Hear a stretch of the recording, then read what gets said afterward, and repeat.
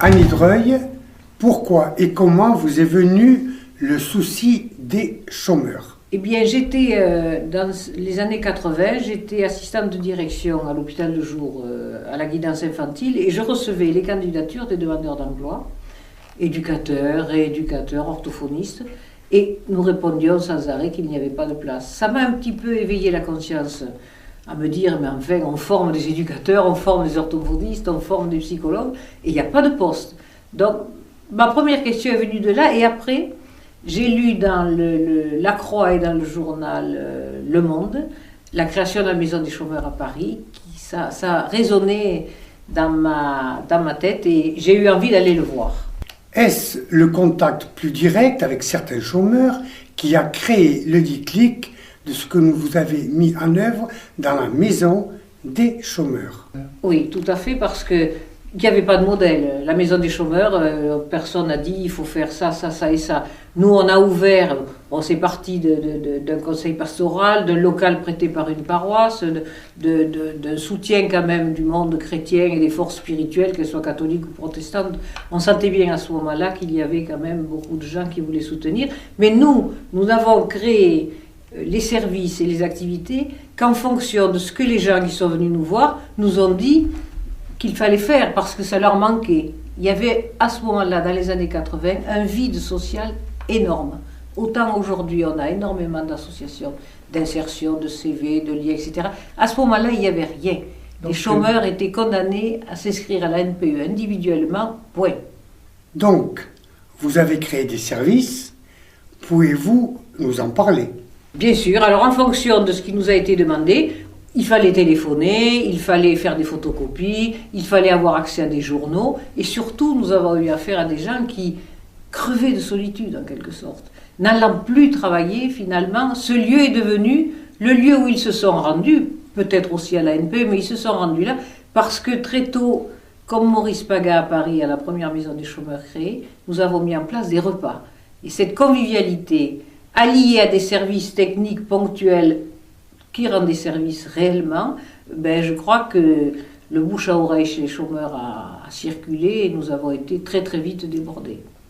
Donc, des activités concrètes qui répondaient à des besoins.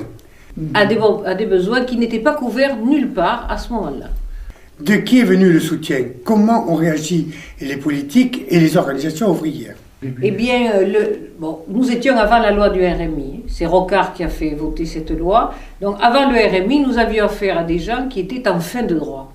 Fin de droit, c'est-à-dire que l'indemnisation qui avait été prévue pour les chômeurs arrivait à son terme. Et c'est là d'ailleurs que s'est posée la question d'un revenu social garanti et d'un RMI qui a été voté. Donc, le soutien, si vous voulez, dès que le RMI a été mis en place, est venu du Conseil général de la Haute-Garonne, en tant que pouvoir public, puisque c'est eux qui étaient chargés du revenu minimum d'insertion. Donc nous avons eu des conventions rapidement. C'était une époque où l'État aidait les associations caritatives d'une manière générale avec les fonds pauvreté-précarité à l'époque. Donc nous pouvions y prétendre aussi. Mais je voudrais dire qu'avant ce relais de l'argent public, nous avons vécu pendant 1 an sur des dons. Sur des dons qui sont venus de communautés, de religieux, de religieuses, de particuliers, qui ont trouvé intéressante l'idée que des chômeurs s'organisent plutôt que d'être assistés. Quel type de relation avez-vous entretenu avec Maurice Paga, fondateur du syndicat des chômeurs?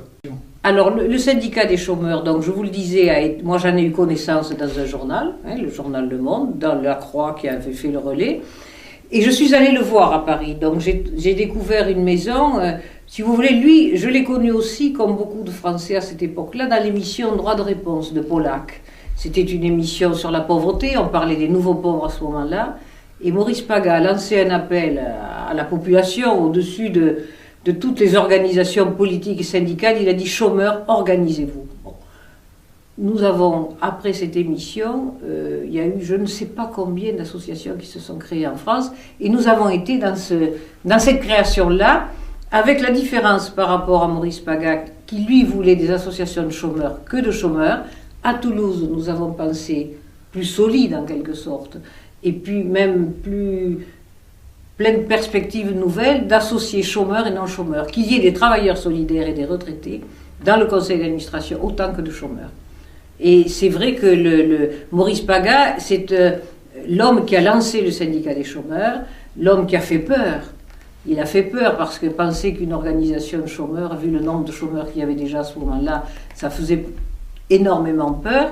Bon, c'était un homme quand même très branché politiquement, un homme très militant, qui avait tout un passé de militance. Et c'est vrai que je garde le souvenir qu'au moment d'élections, je ne sais plus quelles élections c'était, peut-être d'un président ou de l'Assemblée, j'en sais rien, on a cru qu'il allait se présenter et tout a été fait pour le casser. Moi, je peux dire et je témoigne que ce mouvement qui a fait une première manifestation à Paris en 1985 a été cassé par une infiltration commandée par des politiques et des syndicats qui ne voulaient pas entendre que les chômeurs s'organisent. Le chômeur, c'était un travailleur privé d'emploi, point. Votre action a été bénéfique, car les chômeurs ont été pris en compte plus largement. Je pense que les syndicats étaient démunis parce qu'autant ils ont été très utiles et opérationnels en matière de lutte contre l'exploitation des gens qui travaillent, dans ce phénomène de l'exclusion, c'est-à-dire tout ce remaniement et l'évolution du monde du travail et du modèle salarial qui s'épuise maintenant, les syndicats ont été démunis, ont été probablement démunis et en même temps, les chômeurs ne fréquentaient plus les syndicats.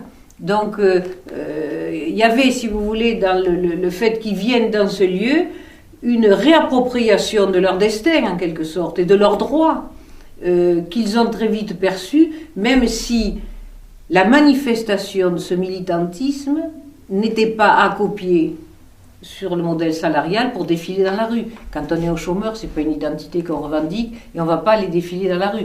Donc c'était plus en interne, dans des réflexions avec des universitaires, avec des économistes, avec des chercheurs, où nous avons voulu réintroduire la parole des chômeurs dans le débat et écouter ce qu'ils avaient à dire à ceux qui n'étaient pas au chômage, qui finalement avaient du mal à comprendre un petit peu qu'est-ce que ça pouvait être que la vie d'un chômeur.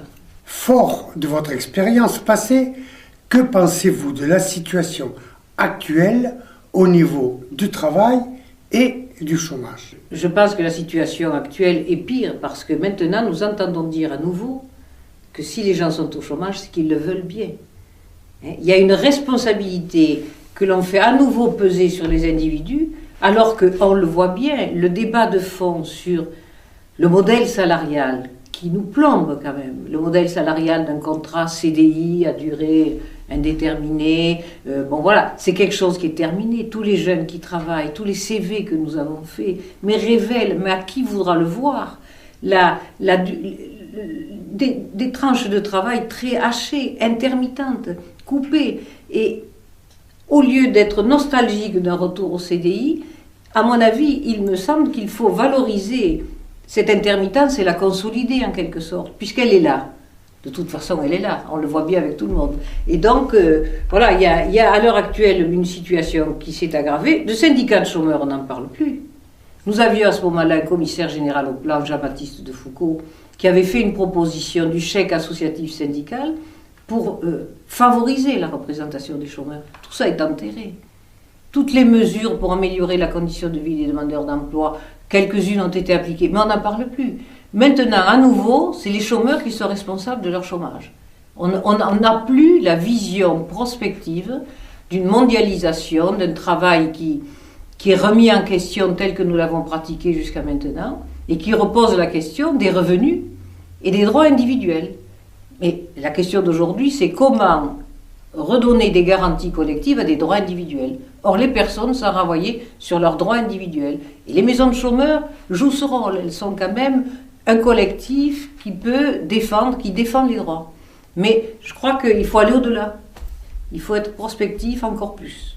Vous avez écrit un livre, son titre, l'éditeur et une librairie à Toulouse. Où trouver ce livre? Eh bien, l'éditeur, c'est les éditions Loubatière. Bon, La Maison des chômeurs, en sous-titre Une expérience solidaire. On le trouve à la FNAC, on le trouve chez Siloé, on le trouve à Ombre Blanche, chez Castella. Bon, après, j'ai pas fait toutes les librairies de la ville, mais en fait, normalement, il doit se trouver facile. à Lidreuil. Merci.